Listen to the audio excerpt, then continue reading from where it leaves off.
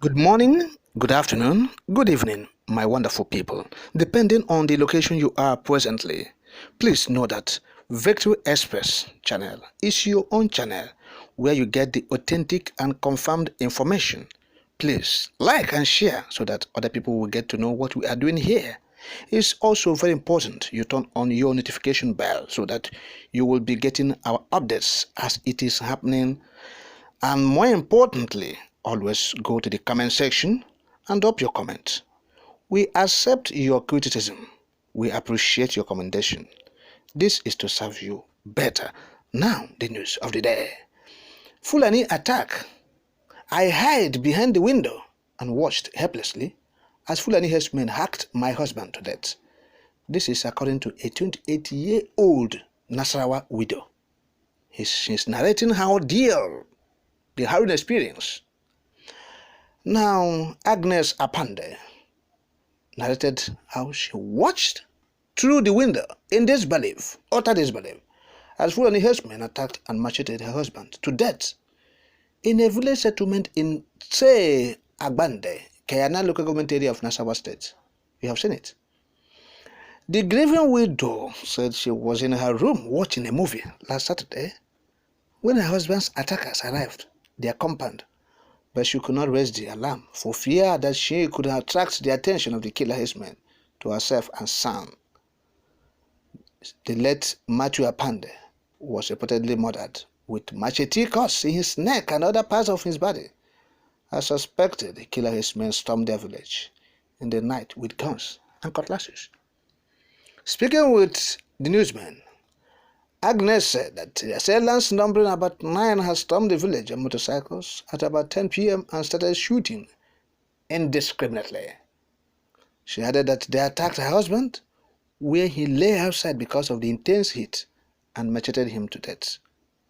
According to her, we had bought a small generator to keep us busy any time we returned from the farm because I like watching films. On that fateful day, I was in the room with my only son watching a film while my husband lay outside the house. They first started shooting. It was the sound of gunshots that made me to reduce the volume of TV. I then opened the window slightly and saw them. They came on motorcycles. Some of them waited while others came down. One of them went straight to the generator, switched it off.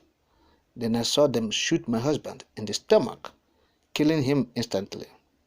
They collected his handset and beamed torchlights around this to see if there was someone else, but I dodged and hid behind the door while my son was sleeping on the bed. I watched as they took his phone and torch. They spoke Fulfude.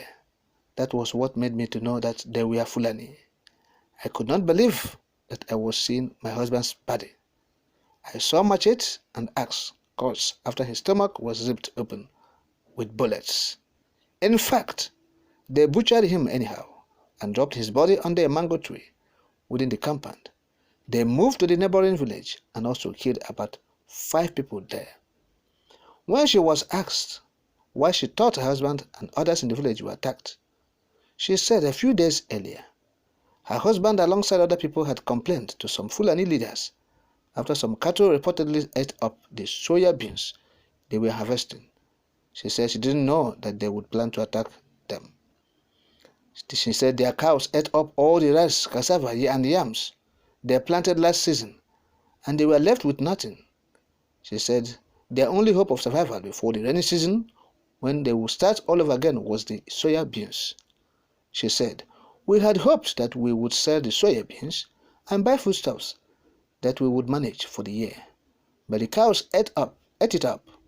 My husband was angry because of the development, so he expressed his anger to the Fulani leaders who allowed their cattle to eat his soya beans. Little did he know that they would come after him. The widow expressed frustration that her husband's killer were still using his mobile phone. She appealed to security agencies to apprehend the culprits and bring them to book. She said, we want the herdsmen to be arrested. We want the government to help us. Our child is still very small. He's just 1 year old and there is nothing I have to train him. My husband's death is a tough one to take because it has caused me much pain. He did not enjoy the fruits of his labor. He was already preparing for a new season, but they did not allow him to finish it. There is no day I don't feel loneliness inside me. We buried him last weekend, and life has not been the same without him around me. Before death came knocking, we had good plans for the coming farming season.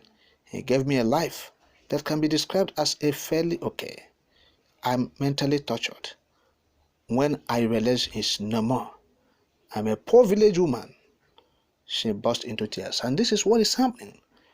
One of Agnes' neighbors, yes, 49-year-old Igbado Agune, who escaped the attack because his house was not searched by the invaders, described Apande's death as a shock. He said he was devastated by the sight of Apande's lifeless body after the herdsmen had left. So this is so touching, that in Nigeria today, we are still talking about Fulani herdsmen killing people, merely because the man just expressed his feeling that, look, what you did is not good.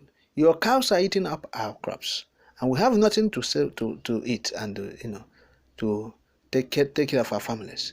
And so they planned for attack against him and the family, and also the kindred in Nasarawa State. They invaded the kindred and they killed 5 persons for no just cause. Could you have imagined that? So it's a country where there's no law.